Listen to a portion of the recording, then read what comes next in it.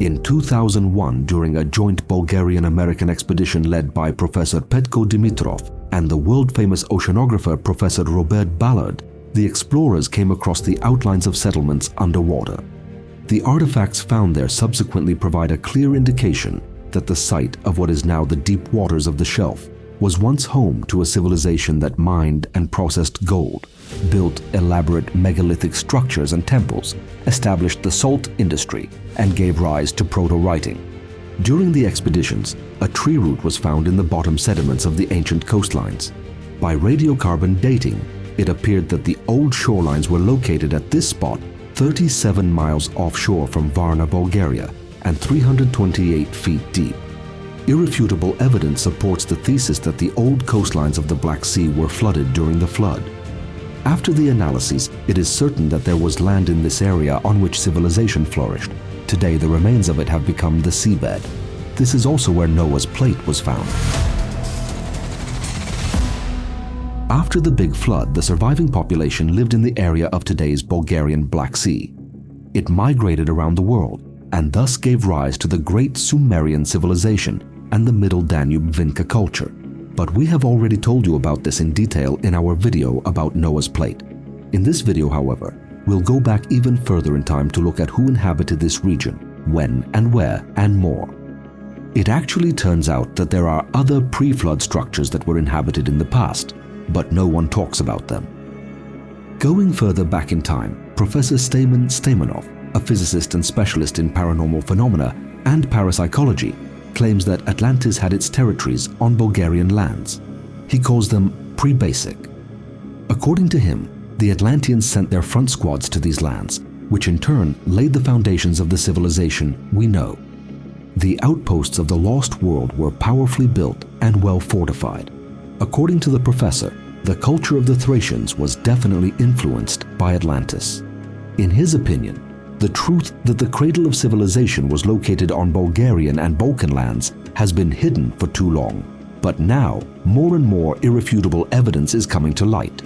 This happened about 15,000 years ago, when the Thracians who inhabited the Bulgarian lands even then met this super advanced civilization and drew knowledge and skills from them. This is becoming increasingly clear from the dozens of artifacts that scholars are increasingly finding in these lands. The world's oldest worked gold found on these lands is pointed to as one of the strongest arguments in its defense. Moreover, it contains the exact proportion on which the Egyptian pyramids were built. We have told you about this in detail in another of our videos. But let's get back to the structures and what exactly was discovered. About 10,000 years ago, what is now the Black Sea was a large freshwater lake.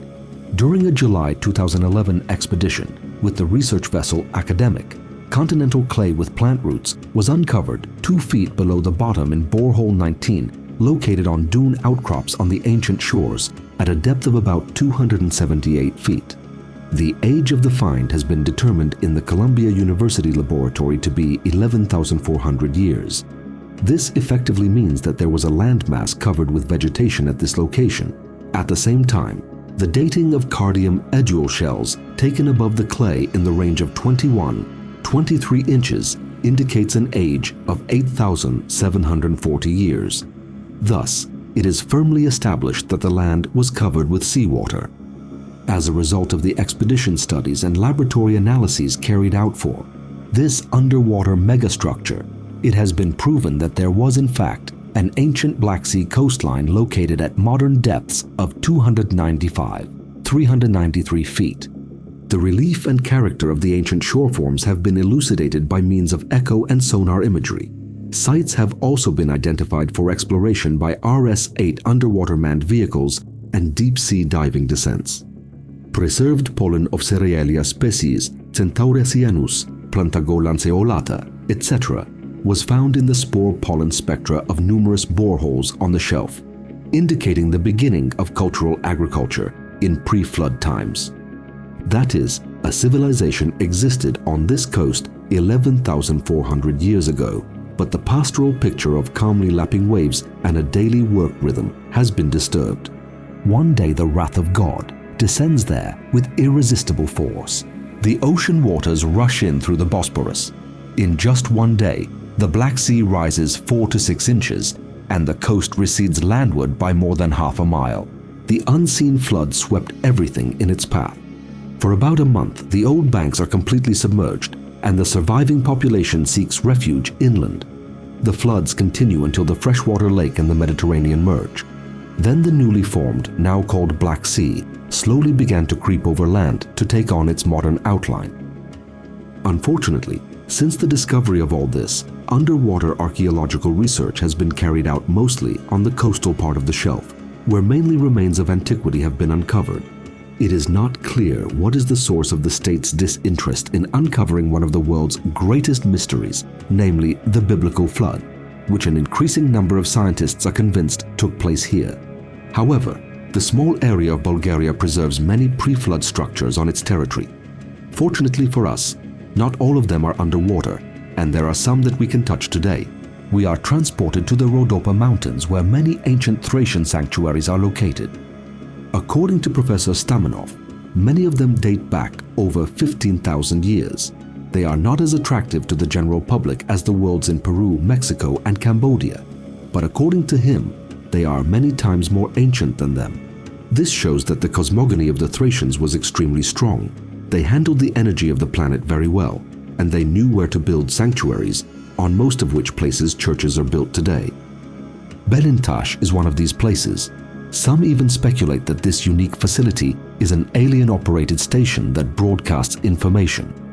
Actually, as unbelievable as it sounds, apparently this structure really does have to do with outer space, and this has been scientifically proven. The first archaeological investigations of the structure were conducted by Bulgarian archaeologists Rosica Moreva-Arabova and Georgi Velev in 1975. They found that the site was created as a result of intelligent human activity. In the 1980s, a team of archaeoastronomers concluded that the plateau represented a large ancient Thracian rock sanctuary, as well as an ancient solar observatory. According to Alexander Stoev, one of the rock platforms called Observatory, by means of an artificial and natural visor, two significant directions related to the sun were fixed: sunrise at the equinox and sunrise at the summer solstice. Then the archaeologists Anna Raduncheva, Bistra Koleva, and Kostadin Kisov carried out several field studies on the plateau Alta and found that the sanctuary was connected with the settlement and the temple complex at the village of Dolnoslav. During the late Neolithic period, some of the public buildings and temples were located there. The priests served the common tribal cult there, and at Belintash above Blue Peak. Numerous artifacts have been found throughout the site, such as an iron knife, a beam assembly, bowls, pots, jugs, bowls, vessels with multiple holes, and more. This indicates that this area was extremely populated, and the finds have been officially dated to over 8,000 years old. We say officially because many of those interested in what happened on these lands will immediately say that the structure itself is probably much older than 8,000 years. Even if we accept this dating, it is before or right around the time of the flood. Going further in our reasoning, however, we must be clear that such a structure is not built in a day or two. That is, human intervention on the rock must have begun years before the dated artifacts found there. Rock-cut steps have been created in the site from the north-northeast, leading to the flat part of the summit, where we find traces of cut square sockets for beams that were the base of a small building. In two other places on the plateau, we find building foundations and circular beam holes which were used to build a timber structure over two large post holes cut into the rock mass. The pits in question are in the northern section 5 feet 5 inches in diameter and 5 feet 9 inches deep, and the one in the middle of the central massif is 40 feet in diameter and 9 feet 3 inches deep. More than 200 circular holes of various diameters and depths have been cut in the entire rock plateau and are apparently artificially worked. In the northwestern footwall of the northern massif, archaeologists drilling to a depth of 7 feet encountered a pit filled with black burned earth and ceramic fragments. The rock sanctuary of Belintash, as well as the temple complex near the village of Dolnoslav, falls within an extensive and strongly manifested magnetic anomaly. Archaeoastronomical investigations have established that all anomalous points in the temple center are located inside buildings, and altars have been erected in their places. To this day, the very nature and purpose of the Belentash structure is not fully understood. Bulgarian land is home to many hidden and untold ancient secrets. Almost no one in the world knows that it was here that the pre-Sumerian civilization was discovered, which subsequently passed on knowledge to the Egyptians, probably including that of the section along which the pyramids were built.